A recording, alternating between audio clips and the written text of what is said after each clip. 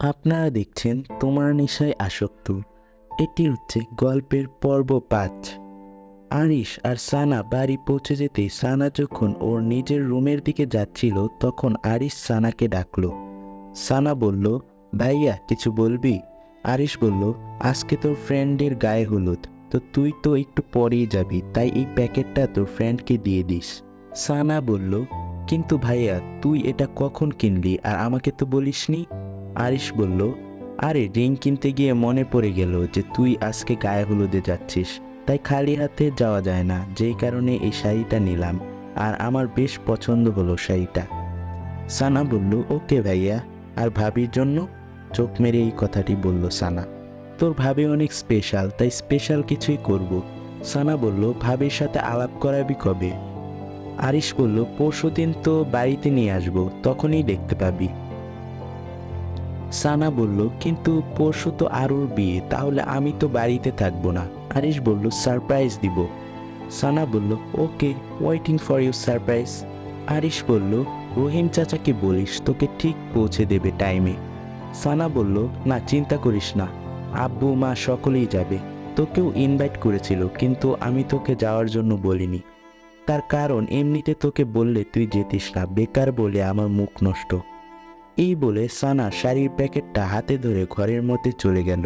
আরিশ বলল, নিজের বিয়েতে আমার বউ নিজেই আমাকে ইনভাইট করেছে, আর তা আমি কি করে না যেয়ে থাকতে পারি? বিয়েটা প্রথম কেমন জানি খাপছাড়া খাপছাড়া লাগছিল, তবে এখন বাবা আর মা যে আজকে যাচ্ছে, বিয়েটা ফাইনালি ফুলফিল। ডেভিড মার্কা হাসি দিয়ে এই কথাটি বলল আরিশ।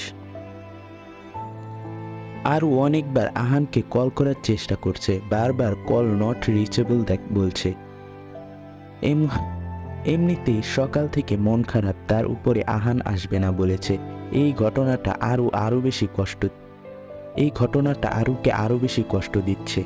আরুষি বারবার আহানকে কল করার চেষ্টা করছে, তখনই দৌড়ে এসে সানা আরুষির গলা জড়িয়ে ধরল। আচমকা এমনটা হওয়ার কারণে আরু বেশ চমকে গেল। সানা বলল, জানো সারপ্রাইজ। আরু রেগে গিয়ে বলল, একটা থাপ্পড় দিব, এটা কোনো আসার সময়? আর এরকম করে কেউ ভয় দেখায়? আমি ভয় পেয়ে গেছিলাম। আর কিসের সারপ্রাইজ এটা? তোকে আমি আরো আগে আসতে বলেছিলাম, আর তুই এখন আসছিস, বরং উল্টো আমার দুঃখটা বাড়িয়ে দিলি। সানা বলল, সরি জানো, আমি চেষ্টা করেছি তাড়াতাড়ি আসার, কিন্তু তুই তো জানিস আম্মু তোকে কত ভালোবাসে, তাই তোর জন্য এটা সেটা বানিয়ে আনতে গিয়ে দেরি হয়ে গেছে। আর তাছাড়া বাপিও অফিসে ছিল, তার জন্য। যদিও বা ভাইয়া অফিসে থাকলেও কাজের প্রেশারটা একটু কমেছেও, তাও সবটা তো ওর উপর ছেড়ে দেওয়া যায় না। আরিশ অফিসে জয়েন করেছে শুনে আরও অবাক হলো। আরও আমতা আমতা করে বলল, তোর ভাইয়া অফিসে জয়েন করেছে? সানা বলল, হ্যাঁ রে, আমিও বিশ্বাস করতে পারছি না। কত নতুন নতুন পরিবর্তন হচ্ছে ভাইয়ার মধ্যে। প্রথমত ভাইয়া অফিস যাচ্ছে, আর দ্বিতীয়ত ভাইয়ার একটা গার্লফ্রেন্ড রয়েছে, যা এতদিন বাদে আজকে আমি জানতে পারলাম। আর তৃতীয়ত ভাইয়া নাকি কালকে কিছু একটা করবে, সেটা কি ধামাকা টাইপের হবে। আমি কিছু জিজ্ঞাসা করতে আমাকে বলল যে সেটা নাকি সারপ্রাইজ। সানার কথা আরুষি যতই শুনছে ততই যেন বারবার ওর বুকটা মোচড় দিয়ে উঠছে। কারণ আরিশ যে সত্যি বড় কিছু একটা ঘটাবে সেটা আরও বেশ ভালোই বুঝতে পারছে। আরুর ভাবনা ভাঙিয়ে সানা বলতে লাগলো, দেখছিস তো কথায় কথায় ভাইয়ার দেওয়া গিফটটাই তোকে দিতে ভুলে গেছি। ভাইয়া অনেকবার বলেছে যেন মনে করে এটা তোকে দিয়ে দিই। আরুষি বলল, কিসের গিফট? কাপা কাপা গলায়। সানা বলল, ভাইয়া তোর গায়ে হলুদের জন্য একটা শাড়ি পাঠিয়েছে, অন্যদিন পরে নিস, আচ্ছা এবার এটা ধর। আরুর হাতে সানা শাড়িটা দিল। আরুষির হাত তখন অলরেডি কাঁপাকাঁপি শুরু হয়ে গেছে। শাড়িটা নেওয়ার সাহস পাচ্ছে না, কারণ শাড়িটা নিলে ওকে যে শাড়িটা পরতে হবে, ও ভালোই জানে যে এটা আরিশের অর্ডার। আর শাড়িটা না পরলে আরিশ নিজে পরিয়ে দিবে। আর অব্রের বাড়ির দেওয়া শাড়ি খুলে যদি অন্য শাড়ি পরতে হয় তো সেটা নিয়ে হাজার কথা উঠবে। তবে যা খুশি হয়ে যাক, আরু শাড়িটা কোনোভাবেই পরবে না। সানা বলল, তুই একটু ওয়েট কর, আমি আম্মুকে ডেকে আনি। আরুষি বলল, আচ্ছা ঠিক আছে, যা তবে তাড়াতাড়ি আসবি। সানা বলল ওকে। আরু শাড়িটা নিয়ে বসে বসে ভাবছে যে কি করা যায় এখন। এখন ওর মাথায় এলো একটা প্ল্যান। কোনো রকম আর দেরি না করে টেবিলের উপর থাকা কাঁচিটা দিয়ে শাড়িটার ঠিক মাঝখানে এমন করে একটা অংশ কাটলো যাতে শাড়িটা পরলে শরীরে বিভিন্ন অংশ দৃশ্যমান হয়। ওর যা ভাবা তাই কাজ। তাড়াতাড়ি শাড়িটা কাটলো কাঁচি দিয়ে। অল্পই কাটলো, না হলে আরিশ সন্দেহ করবে ওকে। কাটা শাড়ি আরিশ নিশ্চয়ই আরুকে পরতে বলবে না।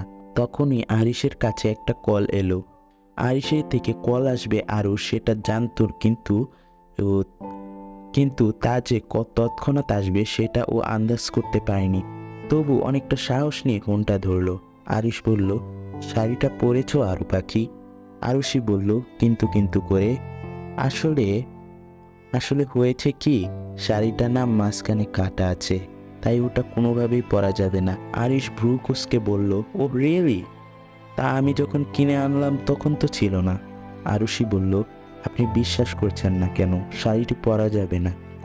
আরিশ বলল, সেটা ছেঁড়া হোক আর যাই হোক, শাড়িটা ভালোই ভালোই পরে নাও, না হলে আমি পরালে আশা করি ব্যাপারটা ভালো হবে না। আরিশের সাথে আরু কথা বলছে তখনই তিথি ঘরে ঢুকলো। ঘরে ঢুকতে আরুকে ফোনে কথা বলতে দেখে তিথি বলে উঠল, জিজুর সাথে কথা বলছিস নাকি? আরিশ ফোনে উপাস থেকে আরুকে বলল, তিথিকে বল হ্যাঁ জিজুর সাথে কথা বলছি। আরু তাও কিছু বলছে না, চুপ করে আছে। দেখে আরিশ জোরে ধমক দিয়ে বলল, বলো হ্যাঁ। আরুষি চমকে উঠে তিথির দিকে তাকিয়ে বলল, হ্যাঁ হ্যাঁ। তিথি বলল, তুই এত ভয় পাচ্ছিস কেন আরু? আর এরকম ঘামছিসই বা কেন? ফোনের উপাস থেকে আরিশ বলল, সত্যিই তো, তুমি এত ভয় পাচ্ছ কেন? এখনই ভয় পেয়ে গেলে পরে তো আমার কাছেই আসবে না, তখন তো আমাকে বিবাহিত হয়েও ব্যাচেলর হয়ে থাকতে হবে, বলে হাসতে লাগলো। আরু বলল, আমি এখন রাখছি। আরিশ বলল, সে রাখতে চাইলে রাখো, তবে আমি কিন্তু আসছি। এসে যদি দেখি যে শাড়িটা পরনি তো খুব খারাপ হবে। আরুষি তাড়াতাড়ি করে ফোনটা কেটে দিল, কারণ তিথি বা সানা যদি আরিশের কথাটা জানতে পেরে যায় তো অনেক খারাপ একটা ব্যাপার হবে। আর অনেকক্ষণ ধরে আরও বসে আছে অব্রের পাশে। গায়ে হলুদের অনুষ্ঠান এখনো শুরু হয়নি। অব্র ফিস ফিস করে আরুর কানের কাছে গিয়ে বলল, লুকিং সো হট বেবি। আরু বলল, প্লিজ ভদ্রভাবে কথা বলবেন। বিরক্তিবোধ হয়ে এই কথাটি বলল। অব্র বলল, এতে খারাপের কি আছে? তোমাকে যে এরকম লাগছে সেরকমই তো বলছি, আর একটা জাস্ট কমপ্লিমেন্ট ইউনো। আরু আর কোনো কথা বাড়ালো না অব্রের সাথে। ও জানে অব্রের সাথে কথা বাড়ালে কথা আরো বাড়বে। চারদিকে বক্স বাজছে, গান হচ্ছে। তিথি, সানা, তার সঙ্গে আরুর সমস্ত কাজিনরাও আছে। আনন্দ করছে সবাই। আর আরিশের মা দূরে দাঁড়িয়ে আরুর মায়ের সঙ্গে কথা বলেছেন। আরিশের মা আরুকে খুব ভালোবাসেন, নিজের মেয়ের মতোই মনে করেন তিনি আরুকে। আরিশের সাথে আরুর বিয়ের কথাটা উনি ভেবেছিলেন, তবে তার আগে অব্রের সাথে বিয়েটা পাকা হয়ে যায় ওর। অনুষ্ঠান এখনো শুরু হয়নি। আরুর বাবা এখনো এসে পৌঁছালো না। সানা আরু আর অব্রের হাত ধরে ওদের মাঝখানে নিয়ে আসলো। ওদের সঙ্গে গানের তালে অব্র নাচতে লাগলো, আর আরুকে অনেক জোর করছে, কিন্তু কেউ নাচাতে পারেনি। এমনি ওর মন মেজাজ ভালো নেই। হঠাৎ করে নাচের মাঝে অব্র এসে আরুর পেটে ওর হাতটা স্লাইড করতে আরু দূরে সরে গেল। তখনই ওইটার সাথে সাথে আরুকে ধাক্কা দিয়ে সমস্ত ড্রিঙ্কস আর জুসগুলো আরুর শাড়ির উপর পড়ে গেল। ওয়েটার বলল, সরি সরি আপু, দেখতে পাইনি। আরুষি বলল, ভাইয়া ইটস ওকে, আর আমিও দেখতে পাইনি আপনি আসছেন। অব্রু বলল, ইটস ওকে মানে? এই ওয়েটার, আপনি কেন ওর গায়ে ফেলবেন জুসটা? দেখে চলতে পারেন না? অব্র আরও বাজে কথা ওয়েটারকে শোনাতে লাগলো। আরও কখনো ভাবতে পারিনি যে অব্র এরকম একটা আচরণ করবে। তবে ওয়েটারটা আশা করি অব্রের কথায় কিছু মনে করবে না, কারণ আরিশ আরুর গায়ে জুসটা ফেলার জন্য ওয়েটারকে ভালো অ্যামাউন্টের টাকা দিয়েছে। সানা বলল, আরু তুই ড্রেসটা চেঞ্জ করে আয়। আরু বলল, সানা বলল, চল আমি তোর সঙ্গে যাচ্ছি। অব্র বলল, আমি যাচ্ছি ওর সঙ্গে।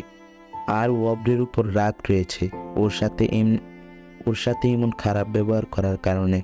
তাই আরু রেগে গিয়ে বলল, কাউকে যেতে হবে না, আমি একাই যেতে পারবো, বলে আরু নিজের ঘরের দিকে চলে যেতে লাগলো। রুমে ঢুকেই দরজা দিতেই দেখলো সোফাতে পায়ের উপর পা তুলে আরিশ বসে আছে, আর মুখে সেই হাসি যা আরুর গোটা শরীর জুড়ে শিহরণ বইয়ে দেওয়ার জন্যই যথেষ্ট।